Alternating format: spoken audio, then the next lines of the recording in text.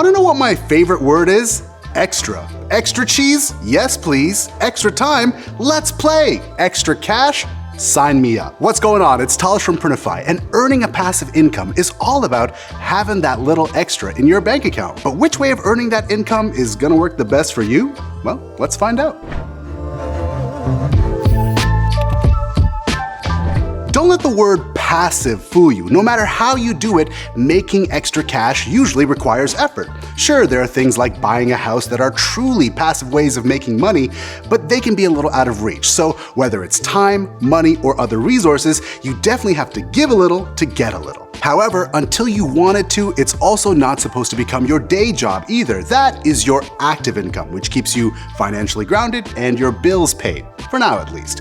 But for a lot of people, earning that passive income means topping up your active income, but it's also a way for anyone to get to experience their 3 shots at freedom. Freedom to manage your time, your career, and your finances however you choose. And the 3 main ways to do that are through asset sharing, investing, and asset building.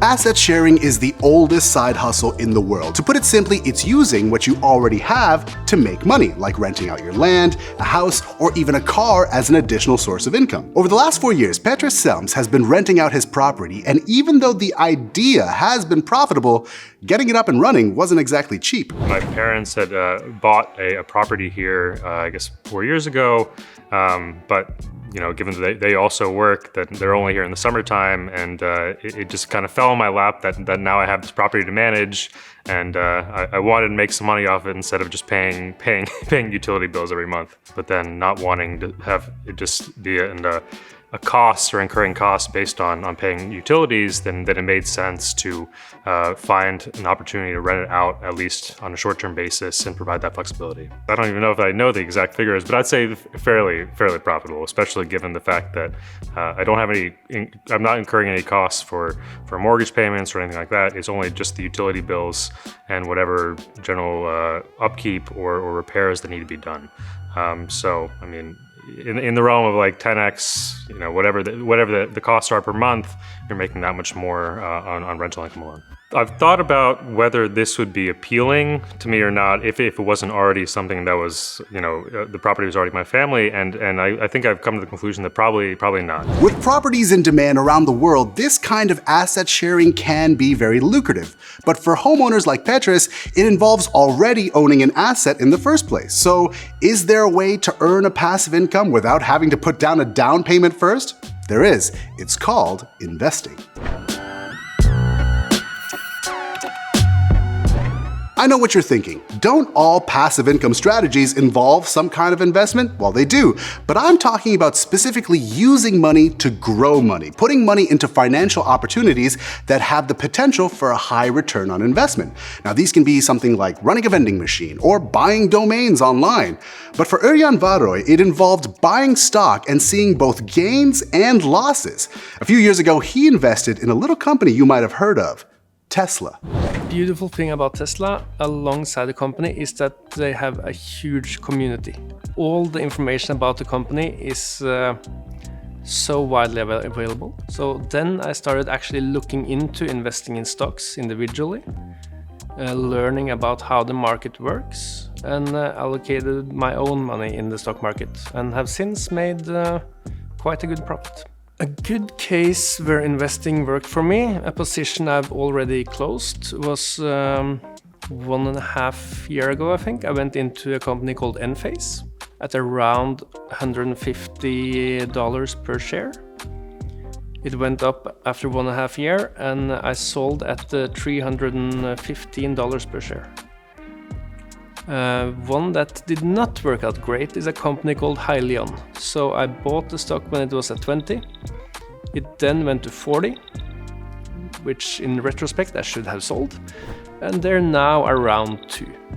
So that's around 10,000 euros in loss. But win some, you lose some. But learning all the technique, the evaluation of companies, all of that, does not matter one bit if you panic sell when you drop 20%, because that's what gets you. the panic. It's so easy to be an investor when there's a green day and you're up and like, yeah, hey.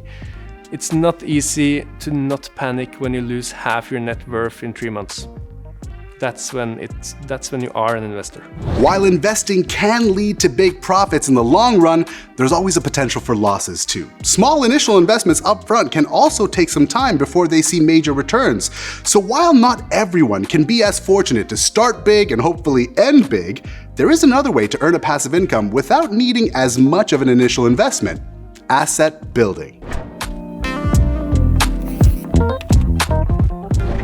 Building an asset means creating something that you're able to sell, whether that's offering a service, building an audience, or creating a product. For some, this can mean running blogs, affiliate marketing, or even sponsor social media posts. They may not require a whole lot of money up front, but they do involve your effort and your time. For Mandy Dobozinski, that meant starting an online store which sold skincare products. But before long, Mandy decided to try something different: print on demand. I wanted something where I could have a creative outlet. I could make a bunch of designs that I was already interested in creating, especially around apparel and things like that, where I could scale it fast and relatively easily. When I started print on demand, one of the things that attracted it to me was the fact that there was very minimal upfront cost in terms of you don't have to buy inventory, you don't have to store inventory, you don't have to invest the same amount of money that you do when you are normally starting a business. My pricing strategies still allow for anywhere between $12 and even upwards of $20 per unit in profit. And then when you factor in the ability to create group listings or things like that, I mean, I've had individual orders where I'm literally getting 150 plus, 170 plus in profit from one order alone. You do have to do the work in the beginning to build it as a business and create that volume of products and scalable designs and, listings if you're out on Etsy to create that volume, but trying out new and different things as part of the process to see what you're really capable of in a model like this, while still keeping it passive, but maximizing your potential for sales in the marketplace. Even though developing her ideas took time, Mandy's print-on-demand stores saw huge profits. Each of her Etsy stores reported six-figure revenues over time. Plus, print-on-demand gave her the flexibility to change her ideas if something didn't work out. And all of this in a setting that was low risk with an even lower startup cost. So, does that make POD and asset building the best method to earn a passive income? Well, let's take a look. Whether it's renting out a flat, buying stocks, or starting a POD store, all passive income methods take the same sort of investment: time, money, or effort.